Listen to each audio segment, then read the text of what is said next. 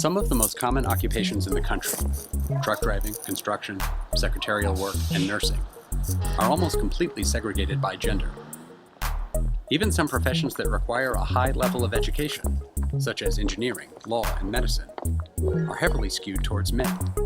Why is that?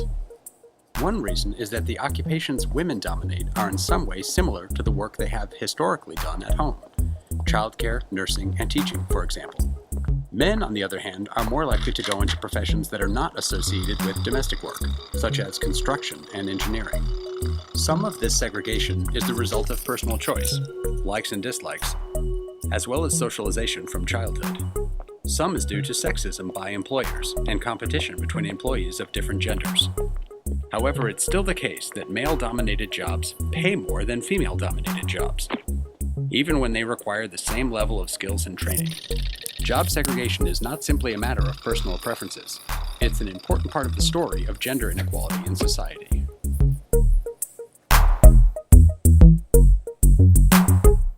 Industrialization is when a society transforms itself from a primarily agricultural society into one based on manufacturing goods and services.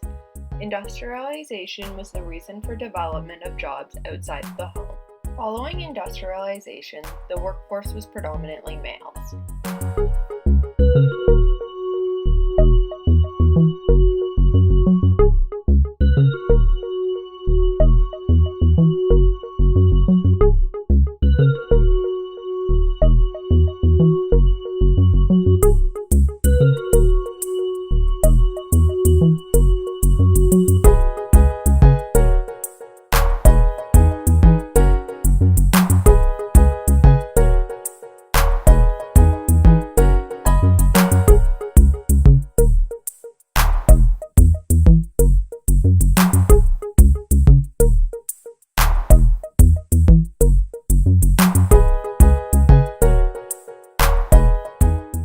The cost of living increased in the 1960s, leading to a higher need for families to have two incomes.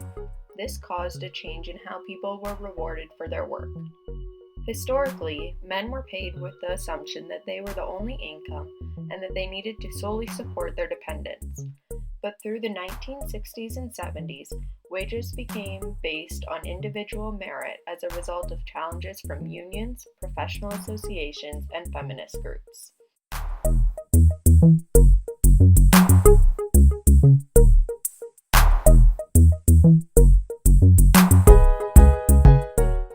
As shown in this chart, women have continued to contribute to the workforce, and since the 1970s, female participation rates have been on the rise.